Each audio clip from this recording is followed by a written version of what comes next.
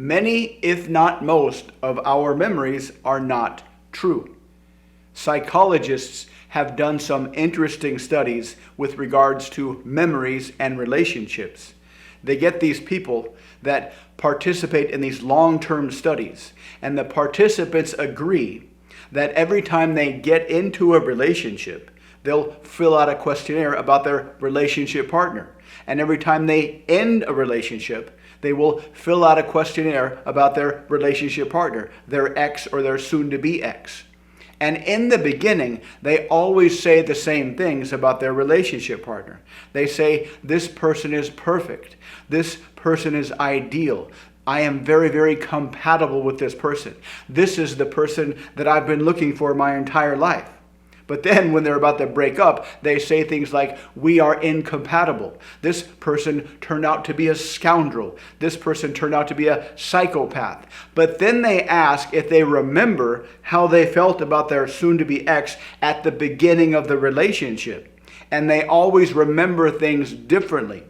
In the beginning, when they took the survey, they said, we're super compatible. We're perfect for each other. But near the end of the relationship, when they're referencing those beginning relationship memories, they always remember things like, I always knew there was something wrong with this person. I always knew they were a little off. They don't remember thinking that they thought the person was perfect. They have a different memory of how the relationship started. And that different memory is designed to protect our ego. Our ego is a ninja reframing device that will always reframe our memories, reframe our past to protect our sense of self.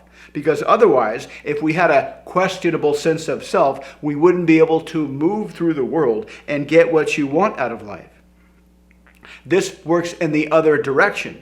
They take people and they give them an IQ test.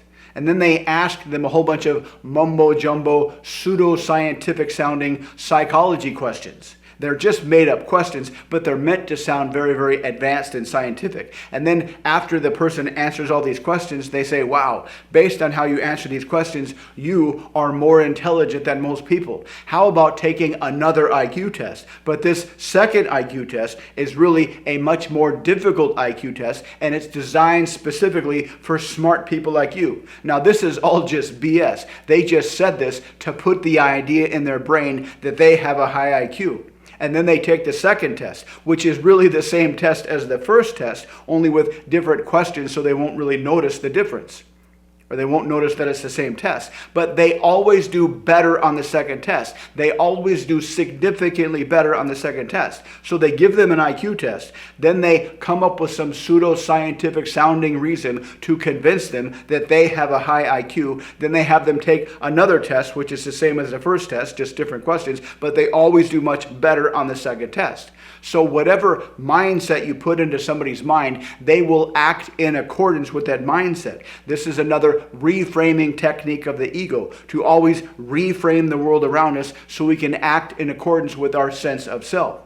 This is something Dale Carnegie taught many, many years ago. If you give somebody a positive label, something they will be willing to accept, they will act in accordance with that label. For example, in one study, they asked a bunch of people for their email address. Only about 30% of the people said yes. But in the second half of the study, they first said, hey, are you an adventurous person?